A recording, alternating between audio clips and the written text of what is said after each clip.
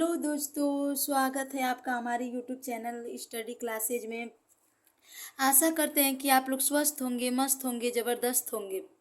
यानी कि आप लोगों ने पहला वीडियो हमारा देख चुके हैं, तो आप लोग कमेंट करिए कि उसमें क्या क्या गलतियां हैं ताकि हम आगे सुधार कर सकें। और सब्सक्राइब करिए, लाइक करिए, शेयर करिए, कमेंट करिए ताकि अगली वीडियो आप तक पहुंच सके। तो आज हम लोग का दूसरी क्लास है। दूसरी क्लास में हम लोग हिंदी के बारे में पढ़ेंगे। पहली क्लास में हमने यूपी स्पेशल के बारे में पढ़ाया और दूसरी क्लास हमारा है हिंदी। और हिंदी के कुछ बेसिक पॉइंटों को लेते हुए हम लोग चलेंगे जो आपके एग्ज़ाम के पॉइंट से बहुत हेल्पफुल साबित होगा। तो इसको पढ़ने से पहले हम लोग कुछ मोटिवेशनल लाइन को पढ़ेंगे। सुनिए। जब आँखों में अरमान लिया, मंजिल को अपना मान लिया, तो मुश्किल क्या आसान किया, जब ठान लिया तो ठान लिया। अब चलिए बिना समय गवाए हुए हम लोग अपने टॉपिक पे चलते हैं। तो सबसे पहला टॉपिक हमारा है हिंदी। तो हिंदी को पढ़ने से पहले कुछ उसके बेसिक पॉइंटों को हम लोग जानेंगे। तो पहला क्वेश्चन हमारा है कि हिंदी किस भाषा का शब्द है। तो हिंदी हमारा फारसी भाषा का शब्द है। दूसरा क्वेश्चन हमारा ये है कि हिंदी की उत्पत्ति किसने की थी। तो हिंदी की उत्पत्ति ईरानियों ने की थी। फिर अगला क्वेश्चन हमारा ये है कि विश्व हिंदी दिवस कब मनाया जाता है। तो विश्व हिंदी दिवस 10 जनवरी को मनाया जाता है। फिर अगला क्वेश्चन हमारा ये है कि भारत में हिंदी दिवस कब मनाया जाता है। इस क्वेश्चन में बहुत सारे लोग कन्फ्यूजन में रहते हैं कि विश्व हिंदी दिवस कब मनाया जाता है और भारत में हिंदी दिवस कब मनाया जाता है। तो विश्व में हिंदी दिवस 10 जनवरी को मनाया जाता है और भारत में हिंदी दिवस 14 सितंबर को मनाया जाता है। और हम लोग की मातृभाषा क्या है। तो हम लोग की मातृभाषा है हिंदी। तो अंतर्राष्ट्रीय मातृभाषा दिवस कब मनाया जाता है। तो अंतर्राष्ट्रीय मातृभाषा दिवस 21 फरवरी को मनाया जाता है। यानी कि हिंदी के हम लोग बेसिक पॉइंटों को कवर कर लिए हैं। अब हम लोग पहुँचेंगे वर्ड पे, यानी कि वर्ड के बारे में हम लोग पढ़ेंगे। तो वर्ड किसे कहते हैं। मान लीजिए क्वेश्चन आ गया कि वर्ड क्या है, वर्ड किसे कहते हैं। तो भाषा की सबसे छोटी इकाई को वर्ड कहते हैं। क्वेश्चन आपसे पूछा जाता है कि भाषा की सबसे छोटी लिखित इकाई को क्या कहते हैं। तो भाषा की सबसे छोटी लिखित इकाई को वर्ड कहते हैं। और भाषा की सबसे छोटी मौखिक इकाई को हम लोग ध्वनि कहते हैं। तो क्वेश्चन आपसे पूछेगा कि भाषा की सबसे छोटी इकाई को क्या कहते हैं। तो ऑप्शन में दिया रहेगा वर्ड कहते हैं। भाषा की सबसे छोटी इकाई को वर्ड कहते हैं। और वर्डों की कुल संख्या होती है 52। अब आ जाइए वर्णमाला पे। वर्णमाला जैसे इंग्लिश में आप लोग पढ़े होंगे कि अल्फ़ाबेट होते हैं जो, वो कितने होते हैं और उनके टाइप्स कितने होते हैं। तो अल्फ़ाबेट के 2 टाइप्स होते हैं जैसे इंग्लिश में, उसी प्रकार हिंदी में भी वर्णमाला के कितने टाइप्स होते हैं, 2 टाइप्स होते हैं। यानी कि वर्णमाला के प्रकार 2 होते हैं। एक होता है स्वर, एक होता है व्यंजन। स्वरों की संख्या 11 मानी जाती है और व्यंजन की संख्या 33 मानी जाती है। तो वर्णमाला किसे कहते हैं। वर्णों के व्यवस्थित समूह को वर्णमाला कहते हैं। यानी कि क्वेश्चन आपसे पूछेगा कि वर्णमाला किसे कहते हैं। तो वर्णों के व्यवस्थित समूह को क्या कहते हैं, वर्णमाला कहते हैं।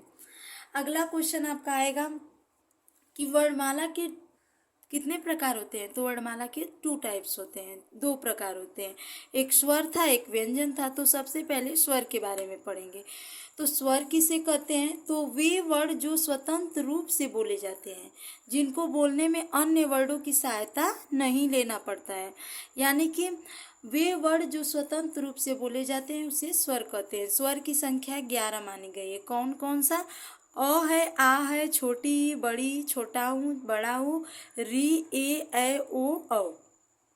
यानी कि अ से लेके अ तक क्या है, हमारा स्वर है। अब हम लोग पढ़ेंगे आगे। उच्चारण के आधार पे स्वरों की संख्या कितनी मानी गई है। तो उच्चारण के आधार पे स्वरों की संख्या 10 होती है। कितनी होती है, 10। कहाँ से कहाँ तक। तो अ, आ, ई, बड़ी, ऊ, बड़ा ऊ, ए ओ। यानी कि री को छोड़ करके उच्चारण के आधार पे स्वरों की संख्या 10 मानी जाती है। इसमें से री को निकाल देंगे तो हमारे उच्चारण के आधार पे स्वरों की संख्या 10 हो जाएगी, अ से लेके अ तक। अब कुल स्वरों की संख्या कितनी होती है। क्वेश्चन में आपके आ गया क्वेश्चन में आपके आ गया कि कुल स्वरों की संख्या कितनी होती है। तो कुल स्वरों की संख्या है 11, अ से लेके औ तक। कुल स्वरों की संख्या जब पूछेगा तो 11 होता ही है। कुल स्वरों की संख्या 11 मानी गई है, लेकिन उच्चारण के आधार पर स्वरों की संख्या 10 मानी जाती है। फिर अगला क्वेश्चन आपका पूछ देगा कि परंपरागत रूप से स्वरों की संख्या कितनी होती है। तो 13 होती है। मूलतः स्वरों की संख्या कितनी होती है। तो 13 होती है। और सामान्य रूप से स्वरों की संख्या कितनी होती है। तो 13 होती है। अयोगवाह व्यंजन इसमें जोड़ दिए जाते हैं। जो अयोगवाह व्यंजन दो है, अंग और अह, इसको जोड़ दिया जाता है इसमें। तो परंपरागत, मूलतः, सामान्यतः रूप से स्वरों की संख्या कितनी मानी गई है। तो 13 मानी गई है। और अंग जो है, अंग पे जो बिंदी लगी है इसको अनुस्वार कहते हैं। जो अह पे बिंदी लगी है 2, इसको विसर्ग कहते हैं। तो हम लोगों ने सारे पॉइंटों को कवर कर लिया, यानी कि आपका वीडियो भी लंबा नहीं रहेगा, आपको बोरिंग भी महसूस नहीं होगा, और आराम से अपने हर टॉपिक को आप ऐसे ही कवर कर जाएंगे। तो जितना हम लोगों ने पढ़ा, चलिए उसको रिवाइज करते हैं। तो हिंदी हमारा किस भाषा का शब्द है। अगर क्वेश्चन में आ गया ये क्वेश्चन आपके पेपर में आ गया कि हिंदी किस भाषा का शब्द है, तो फारसी भाषा का शब्द है। हिंदी की उत्पत्ति किसने की थी। तो ईरानियों ने की थी।